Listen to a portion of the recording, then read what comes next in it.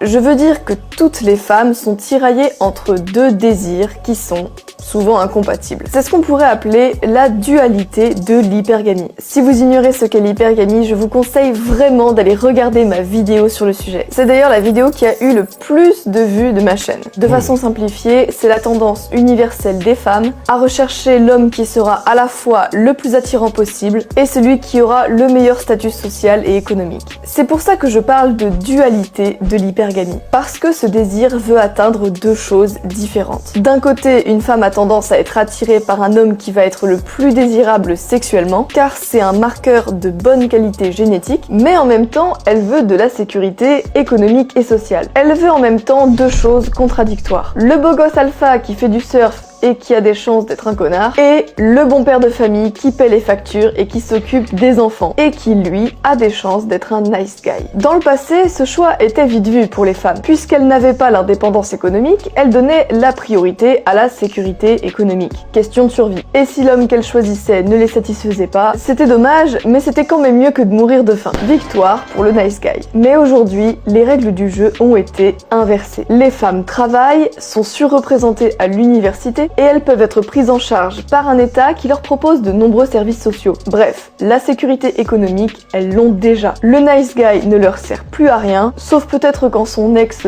hyper séduisant l'aura larguée et qu'elle ne sera plus aussi belle que quand elle avait 20 ans. Et là, merci. Là, peut-être que Charlotte finira par céder à Nicolas, qui gagne bien sa vie et ne la quittera jamais. Deuxième Facts.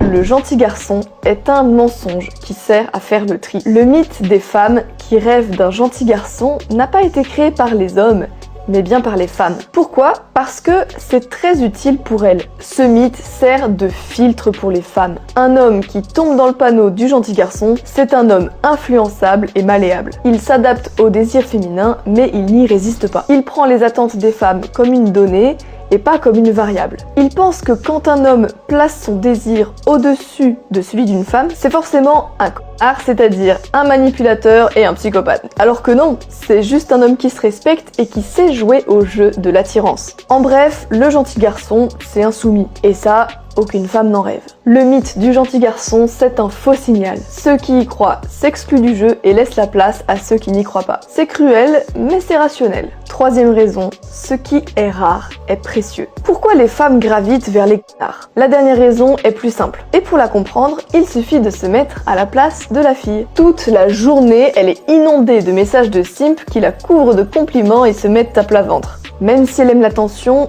au bout d'un moment ça devient ennuyeux, voire même pénible. Et là, un type assertif, un peu macho et un chouïa agressif arrive. Il a une qualité que tous les autres n'ont pas.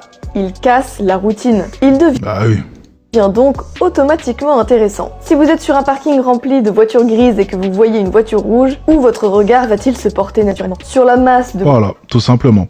Et par exemple, ça rejoint le point de la fille tout à l'heure que j'ai eu au téléphone. Pourquoi est-ce que automatiquement elle est attirée par moi ? Parce que j'ai dit que c'était une 6 sur 10. Donc toute la journée, t'as des mecs qui lui envoient des messages sur Instagram. T'es magnifique, t'es magnifique, t'es magnifique, t'es trop bien, t'es trop ceci, t'es trop cela. Lorsqu'elle va en soirée, tous les hommes. Oh là là, donne-moi ton numéro, t'as Instagram, t'as ceci, t'as cela. Et t'as moi qui débarque et qui dit, t'es une 6 sur 10. Hein ? Et de par l'appel, vous avez pu vous rendre compte d'une chose, c'est qu'elle veut absolument que je change cette note. Et elle est prête à me prouver à quel point est-ce qu'elle est belle. Pour que je puisse augmenter sa note. Parce qu'elle veut être valorisée. Elle veut que moi, Alexis Chance, je puisse lui dire un jour, finalement je me suis peut-être trompé, t'es pas une 6, t'es peut-être au-dessus. C'est la rareté, tout simplement. Je suis rare à ses yeux. Parce que je suis différent. Je ne me soumets pas. Je dis ce que je pense. Et en disant cela, je n'ai pas eu peur de la perdre. Je n'ai pas eu peur qu'elle me dise au bout d'un moment, mais j'arrête de parler avec toi, je raccroche. Parce que la plupart des gars agissent sans vouloir faire d'erreur. De peur de perdre l'interaction. De peur qu'elle raccroche. Ils n'osent pas dire certaines choses. Moi, j'ose tout dire, donc j'agis comme un gars qui n'a pas peur de la perdre. Et ça, c'est séduisant, justement. Et ça accentue le sentiment de rareté.